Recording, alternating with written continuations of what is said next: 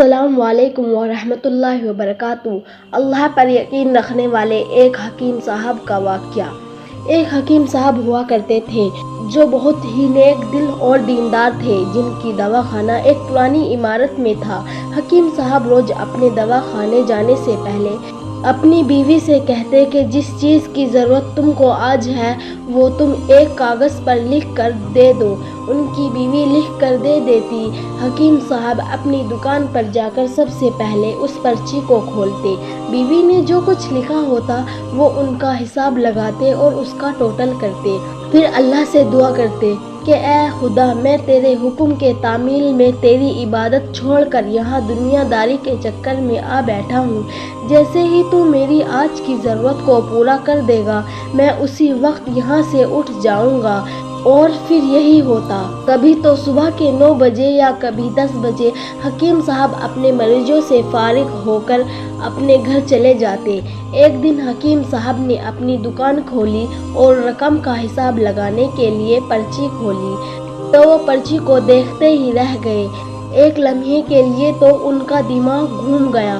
ان کو اپنی آنکھوں پر وشواس نہیں ہو رہا تھا، لیکن جلد ہی انہوں نے اپنے آپ پر قابو پا لیا۔ اس پرچے پر آٹے دال کے علاوہ ان کی بیوی نے لکھا ہوا تھا کہ بیٹی کے دہیج کا سامان۔ حکیم صاحب کچھ دیر سوچتے رہے، پھر سب چیزوں کی قیمت رکھنے کے بعد دہیج کے سامان کے سامنے لکھ دیا کہ یہ خدا کا کام ہے اور خدا ہی جانے۔ پھر وہ اپنے کام میں لگ گئے۔ 1-2 مریض آئے تھے جن کو حکیم صاحب نے دوا دے دیا۔ اسی وقت ان کی دکان کے سامنے ایک بڑی سی کار آ کر رکی، لیکن کار کے آنے پر کار کے اندر کون ہے ان کو حکیم صاحب نے کوئی توجہ نہیں دی، کیونکہ کئی کار والے بھی حکیم صاحب کے پاس اپنا علاج کروانے آتے رہتے تھے۔ یہ سب تو روز کا کام تھا۔ جب سارے مریض اپنی دوا لے کر چلے گئے تو کار والے صاحب کار سے باہر نکلے، حکیم صاحب کو سلام کیا اور جا کر ان کی دکان میں بیٹھ گئے۔ حکیم صاحب نے کہا کہ اگر آپ کو کوئی دوا لینی ہے تو یہاں اسٹول پر آ کر بیٹھ جائے تاکہ میں آپ کو چیک کر سکوں، اور اگر آپ کو کسی اور مریض کی دوا لے کر جانی ہے تو آپ اس مریض کی حالت بتا دیں۔ پھر وہ صاحب بولے کہ حکیم صاحب، مجھے لگتا ہے کہ آپ نے مجھے پہچانا نہیں، لیکن آپ بھلا مجھے پہچان بھی کیسے سکتے ہیں، کیونکہ میں آپ سے 15 سال بعد مل رہا ہوں۔ اپنی پہچان کے لیے میں آپ کو اپنی پرانی ملاقات کے بارے میں بتاتا ہوں۔ جب پہلی مرتبہ یہاں پر آیا تھا تو میں یہاں خود نہیں آیا تھا، بلکہ مجھے یہاں خدا نے بھیجا تھا، کیونکہ خدا کو مجھ پر رحم آ گیا تھا اور وہ میرا گھر آباد کرنا چاہتا تھا۔ وہ کچھ ایسا تھا کہ میں اپنے گاؤں جا رہا تھا، تبھی ہماری گاڑی آپ کی دکان کے سامنے آ کر پنچر ہو گئی۔ ڈرائیور گاڑی کا پہیہ لے کر پنچر لگوانے چلا گیا۔ تبھی آپ نے دیکھا کہ میں گرمی اور دھوپ میں گاڑی کے پاس کھڑا ہوا ہوں۔ پھر آپ میرے پاس آئے اور دکان کی طرف اشارہ کیا اور دکان کی طرف اشارہ کر کے کہا کہ آپ اندر آ کر بیٹھ جائیے، تو میں نے آپ کا شکریہ ادا کیا اور کرسی پر آ کر بیٹھ گیا۔ ڈرائیور نے کچھ زیادہ ہی دیر لگا دیا تھا۔ ایک چھوٹی سی بچی بھی میرے پاس کھڑی تھی اور بار بار کہہ رہی تھی کہ مجھے بھوک لگ رہی ہے، اور آپ اس سے کہہ رہے تھے کہ بیٹی تھوڑا صبر کرو، ابھی تھوڑی دیر میں چلتے ہیں۔ میں یہ سوچ رہا تھا کہ میں آپ کے پاس اتنی دیر بیٹھا ہوں، لگتا ہے مجھے آپ سے کوئی دوا خریدنی چاہیے تاکہ آپ میرے پاس بیٹھنے کو زیادہ محسوس نہ کریں۔ میں نے کہا کہ حکیم صاحب، میں انگلینڈ میں رہتا ہوں، وہاں گئے ہوئے مجھے 6 سال ہو چکے ہیں۔ جانے سے پہلے میری شادی ہوئی تھی، لیکن آج تک میری کوئی اولاد نہیں ہے۔ میں نے ہر جگہ علاج کروایا، لیکن اب صرف مایوسی ہے۔ آپ نے کہا کہ میرے بھائی، توبہ استغفار پڑھو اور اپنے رب سے مایوس نہ ہو۔ یاد رکھو اس کے خزانے میں کسی چیز کی کمی نہیں۔ کر اولاد، مال، غم، خوشی، زندگی اور موت اسی کے ہاتھ میں ہے۔ کسی ڈاکٹر کے ہاتھ میں شفا نہیں ہوتی اور نہ کسی دوا میں شفا ہوتی ہے۔ اگر شفا ملتی ہے تو وہ خدا کے حکم سے ملتی ہے۔ اولاد دینی ہے تو وہی دینے والا ہے۔ مجھے یاد ہے کہ آپ باتیں بھی کر رہے تھے اور ساتھ پڑی بھی بناتے جا رہے تھے۔ ساری دوائیں آپ نے 2 حصوں میں کر کے انہیں الگ الگ لفافوں میں رکھ دیا۔ پھر آپ نے مجھ سے پوچھا کہ آپ کا نام کیا ہے؟ میں نے کہا میرا نام افضل ہے۔ آپ نے ایک لفافے پر افضل لکھا اور دوسرے لفافے پر بیگم افضل لکھا۔ پھر دونوں لفافے ایک تھیلے میں ڈال کر دوا کھانے کا طریقہ بتایا۔ میں نے بے دلی سے دوائی لے لی کیونکہ میں تو صرف آپ کو کچھ رقم دینا چاہتا تھا، لیکن جب دوا لینے کے بعد میں نے پوچھا کہ کتنے پیسے دینے ہیں تو آپ نے کہا کہ بس ٹھیک ہے۔ تو مجھے کچھ سمجھ میں نہیں آیا تو میں نے دوبارہ پوچھا تو آپ نے کہا کہ آج کا کھاتا بند ہو گیا۔ تو میں نے کہا کہ مجھے آپ کی بات سمجھ میں نہیں آئی۔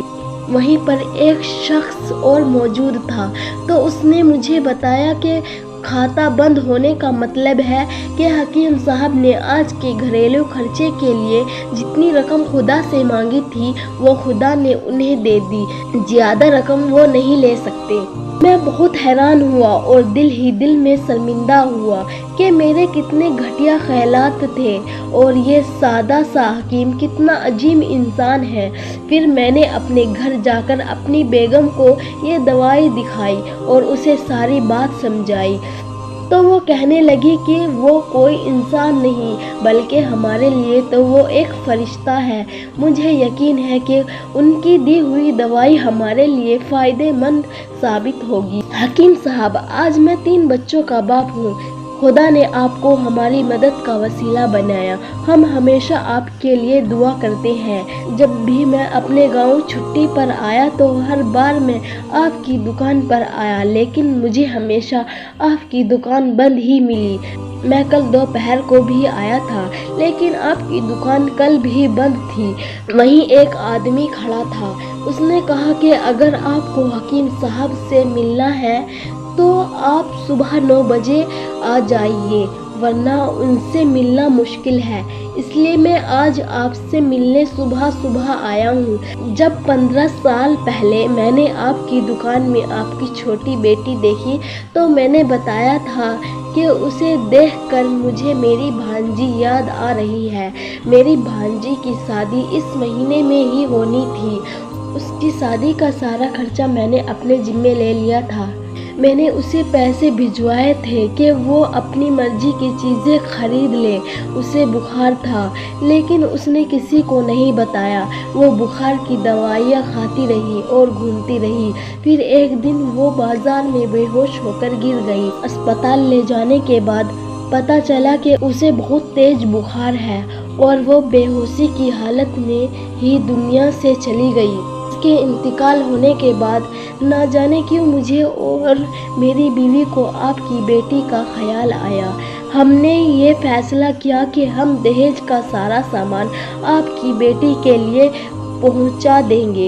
اگر شادی جلد ہی ہو گئی تو سارا انتظام خود ہی کریں گے اور اگر ابھی کچھ وقت ہوا تو نقد رقم پہنچا دیں گے۔ میری آپ سے گزارش ہے کہ آپ ان سب کے لیے مجھے منع نہیں کریں گے۔ یہ سن کر حکیم صاحب حیران اور پریشان تھے اور پھر بولے، افضل صاحب، آپ جو کچھ کہہ رہے ہیں مجھے تو یقین نہیں ہو رہا۔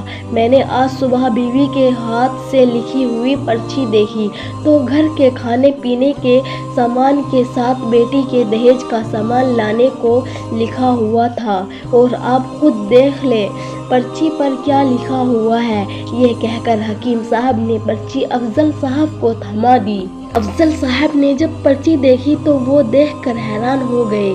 اس پر لکھا تھا کہ خدا کا کام ہے، خدا ہی جانے۔ حکیم صاحب نے کہا کہ افضل صاحب، یقین مانیے جو بھی میری بیوی نے پرچی میں لکھی ہو، آج تک ایسا نہیں ہوا کہ ان سب چیزوں کا بندوبست نہیں ہوا ہو۔ آپ کی بھانجی کی وفات کا مجھے بہت افسوس ہے، لیکن میں اس پاک رب کی قدرت پر حیران ہوں کہ جو ہمیں کیا کیا معجزے دکھاتا ہے۔